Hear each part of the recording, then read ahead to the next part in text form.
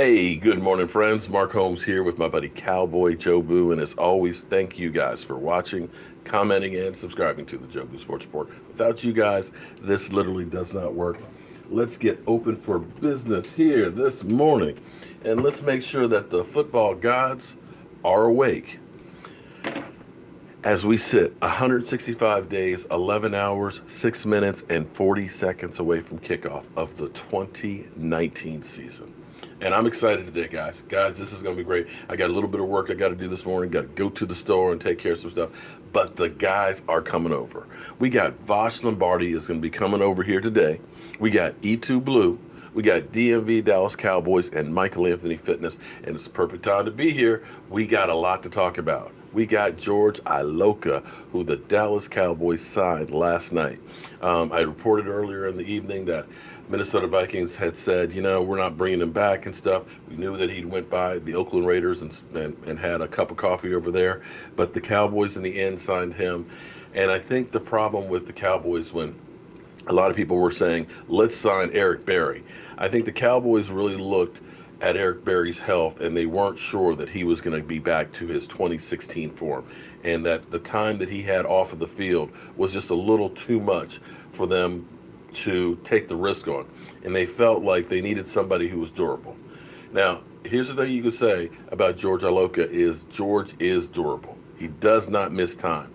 The thing I like, now I'll be honest with you, I did not know much about him. Playing in Minnesota, he only started 3 games, but I love his length. He's 6'4", 225 pounds. So when you start looking at some of these bigger wide receivers, sometimes your safeties can be a little bit on the shorter side. It creates a mismatch. Jeff Heath is 6'1", 6'4". That's 3 extra inches. And 3 extra inches, well, that's big. We're going to look at this clips real quick here. And he's only had 9 interceptions in his career. And actually at free safety is where he's actually had his best numbers, but can play both. And it looks like the Cowboys are going to be playing him the strong safety, creating competition between him and Jeff Heath. But let's take a peek here at this. Now, this is an ugly, ugly duckling of a pass by Blake Bortles, but you can see he's kind of like a center fielder. You can see when he runs that length that he has, that height that he has on him. Definitely like that personally. And, a lot of people will say, well, he's not Earl Thomas and things like that. But the thing about Earl Thomas was, would Earl Thomas have been Earl Thomas without Kris Richard? That is the big question. Actually, you can see this a little bit better. Boom. Good hands on the ball. Boom. Got it. You can see that height on that. So the question is, was Earl Thomas going to be that great without the coaching that he got? Because there's a lot of players out there who, no fault of their own, don't have great coaching. And it takes a great coach to get you to the next level. Would Tom Brady be Tom Brady without Bill Belichick? That is my question. If it had been Jason Garrett with Tom Brady, would he be the same player? So when I look at how the Dallas Cowboys defense, especially the defensive back end, ended up taking a major leap forward. Byron Jones, who went from cornerback to safety, and everything else, for him to go finally to cornerback with Kris Richard there teaching him, he became a top 6 cornerback in the NFL. And for a while there was the number 1 rated one out there. So you look at how he evolved. You look at how Jeff Heath, who played much, much better last year, still not at an elite level that you need for your safety, 21 missed tackles. But George Iloka, I want to say had only, no, that's actually Clifton Gathers. We've had so many safeties in here, I'm getting my numbers messed up. Clifton Gathers only had 9 missed tackles last year. So this, I think, is a good signing for us. If nothing else, if let's say he can't beat out Jeff Heath, it gives you another experienced body in the secondary and the rotation. And make no mistake about it, the Dallas Cowboys love to be able to rotate players around. So as you can see, boom, look at that length and that stride. That's what I like, is that stride.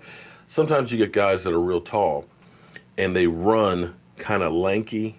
They don't have great running skills. This was, of course, a couple years ago when he was with the Bengals. So I like the move, and I believe I've got his statistics here. And as we look at this, you can see played his first 3 seasons as strong safety, then the next 2 he played free safety. And you can look at the numbers and see that's where he had most of his interceptions was actually with being a free safety, 4 interceptions over the 2 years.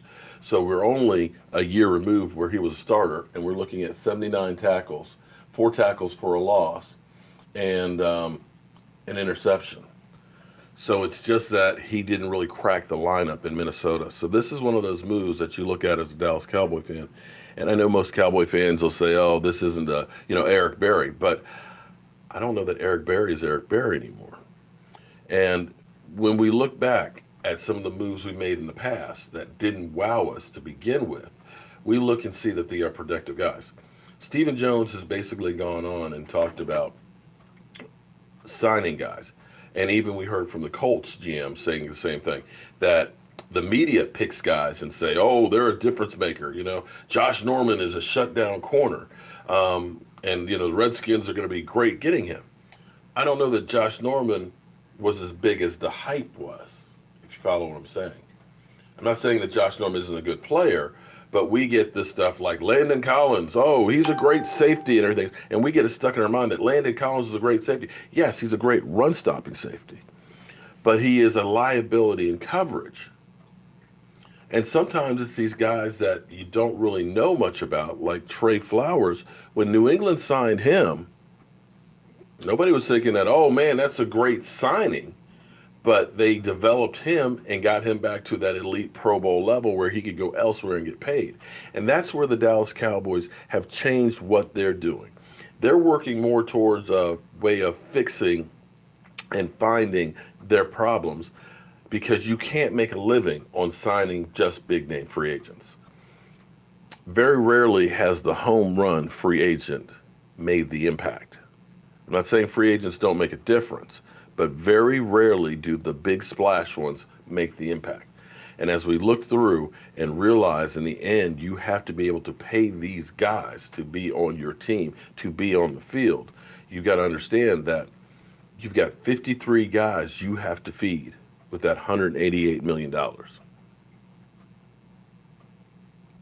53 guys you have to feed with that $188 million. And if you spend 15 and 20 million on a couple of them, it doesn't leave much for the rest of the team. And when you lose one of those guys, or 2 of those guys, or 3 of those guys, and you go from having, a top 5 player at that position to a bottom 5 one that's taking their place, it just doesn't work. We found that out in 2017. Tyron Smith to Chaz Green. It don't work. So the approach of the Cowboys is very New England-esque. Get good depth, get good rotational players, get guys that fit your system. Don't bust the bank. And hold on to the guys that you've already developed that fit your system. I'm as excited as I can be about the team. I wish it wasn't 165 days until the season started. I think the Cowboys have set the table to compete. Anything can happen. You can lose players here or there that just screw up your season. But the Dallas Cowboys methodically have gotten themselves into a great, great position heading into the draft. We don't have that number 1 pick, but you can look and say, Amari Cooper, that's as good as anything you'd get out there. You can look at Travis Frederick is coming back, a Pro Bowl player. That ends up helping bluster that roster. And now, you do not have to draft out of need. You can draft out of best player available. And that's the way you always want to be able to go into the draft. Because now the draft is wide open. Somebody with incredible talent will fall to you. And you can plug that guy in anywhere. So, guys, got stuff to do. But this afternoon, like I said, we're going to end up having a little football get-together out here. I need to clean up a bit, put some stuff away, and I'm going to try and do some different looks and stuff here with the gang and stuff. So this is what I kind of dreamed about being able to do here, what we're going to start doing today, of having, all the guys over here. It'll be a wealth of knowledge between Vosh and E2 Blue and DMV and Michael and everything else, and to be able to use the whole man cave down here as a studio and as a set. So we're going to have a good time, and I hope you guys tune in. Not sure exactly what time we're going to kick off. I told everybody like after 3, so sometime between say 4 and 5 we should be good to go, and I'll see you guys here.